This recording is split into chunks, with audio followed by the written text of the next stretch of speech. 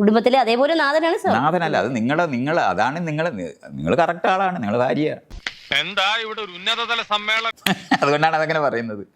വല്ലവനും മേച്ചോണ്ട് നടക്കുന്ന ഭരിക്കുന്ന ഒരു സാധനമാണ്, അതുകൊണ്ടാണ് അത് അങ്ങനെ പറയുന്നത്. എനിക്ക് ഭരിക്കേണ്ട കാര്യമൊന്നുമില്ല, എനിക്ക് എന്റേതായ ഇഷ്ടങ്ങള് എന്റെ ഇഷ്ടത്തിന് ഞാൻ ജീവിക്കും, ഇഷ്ടമുള്ളടത്ത് പോകും, ഇഷ്ടമുള്ളവരുടെ കൂടെ കറങ്ങും. കേൾക്കാൻ നല്ല രസമുണ്ട്. ഞാൻ പറയുന്നത് ഞങ്ങളുടെ വീട്ടിനകത്ത് അങ്ങനെയല്ല, ഞങ്ങൾ തുല്യരായ മനുഷ്യരാ. അതുകൊണ്ടാണ് ആ ചോദ്യം. തുല്യരായ മനുഷ്യൻ എന്ന് പറയുമ്പോൾ അത് എങ്ങനെയാണ് വരുന്നത്? അതെ, മനുഷ്യന് മനസ്സിലാവുന്ന ഭാഷയിൽ പറയും. മനുഷ്യന് മനസ്സിലാകുന്ന ഭാഷയിലാണ് ഞാൻ പറഞ്ഞത്, ഇനി നിനക്ക് മനസ്സിലാകുന്ന ഭാഷയിൽ ഞാൻ പറയാം. ഇപ്പൊ ഇരിക്കുന്നവരെ നിങ്ങൾ ഇരിക്കുന്ന ആ കസേരയിൽ നിന്ന് താഴെ ഇറങ്ങിയിരിക്കുകയാണെങ്കിൽ നിങ്ങൾ ഭാര്യയാവും. ഞാൻ താഴെ ഇറങ്ങിയിരിക്കാം. ഇറങ്ങിയിരിക്കണം, അപ്പോഴേ ഭാര്യയാകത്തുള്ളൂ. ഇങ്ങനെ ഇരിക്കുമ്പോഴാണ് ശരിയായ ഭാര്യയാവുള്ളൂ. ഇങ്ങനെ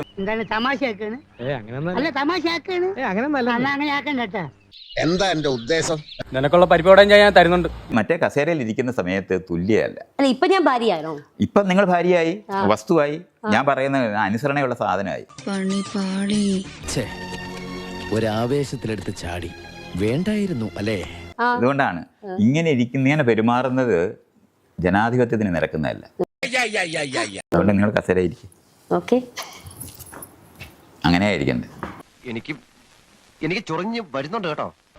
ഇവരുടെ കയ്യിലിരിപ്പിനെ കുശൃതി എന്നല്ല പറയേണ്ടത്, കുരുത്തക്കേടെന്നാ. ഇതാണ് വ്യത്യാസം. ഇങ്ങനെയാണ് ഇത് വ്യത്യാസം ഉണ്ടാകുന്നത്. ഇപ്പൊ നിങ്ങൾ ഇരിക്കുന്നത് പോലെ ഇരിക്കുമ്പോഴാണ് തുല്യരായ മനുഷ്യരാകുന്നത്. ഇവിടെ എന്നോട് ആദ്യം സാറ് പറഞ്ഞത് ഇവിടെ ഇറങ്ങിയിരുന്നാലേ ഭാര്യ ആവത്തുള്ളൂ. അങ്ങനെയാണ്. ഞാൻ ഇരുന്ന് കഴിഞ്ഞപ്പോ തന്നെ സാർ എന്നോട് പറഞ്ഞു. അങ്ങനെ എന്നെ ഒഴിവാക്കാൻ ശ്രമിക്കരുത്, ഞാൻ കൊണ്ടിട്ടേ പോകും. എനിക്ക് ഭാര്യമാരെ ആവശ്യമില്ലെന്ന് മാത്രമല്ല, അത് സാമൂഹികമായ മര്യാദയില്ലാത്ത ഒരു സമൂഹത്തിന്റെ ലക്ഷണമാണ്.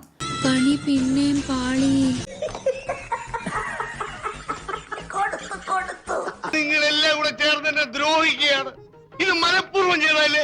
ഇത് മനസ്സിലാക്കാതെ ഇപ്പോഴും ഏതോ ഒരു പുരുഷൻ കൊണ്ടു നടക്കുന്ന ജീവിയെ പോലെ, എന്ന് പറഞ്ഞാൽ പശുവിനെ ആടിനെ പോലെ പെരുമാറുന്നവരായിട്ട് ഭാര്യമാര് കഴിയുന്നത് കൊണ്ടാണ് പുരുഷനോട് ചോദിക്കുന്നത് ഫാമിലി എവിടെ.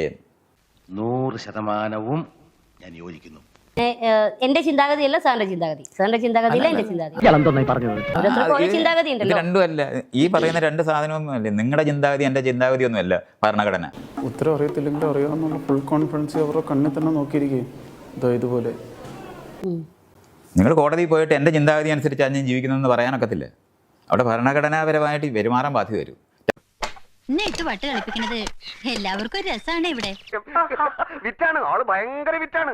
ഇതൊന്നും അല്ല, ഇതിപ്പോ കണ്ടോ നിങ്ങൾ ഇവിടെ താമസിക്കുമ്പോ ചിരിച്ച് ചാവും. ടാക്സ് കൊടുക്കുന്നത് നിങ്ങളുടെ ചിന്താഗതിയാണ്, എനിക്ക് എൻ്റെ ചിന്താഗതി ടാക്സ് കൊടുക്കുന്നതല്ല എന്ന് പറയുമോ?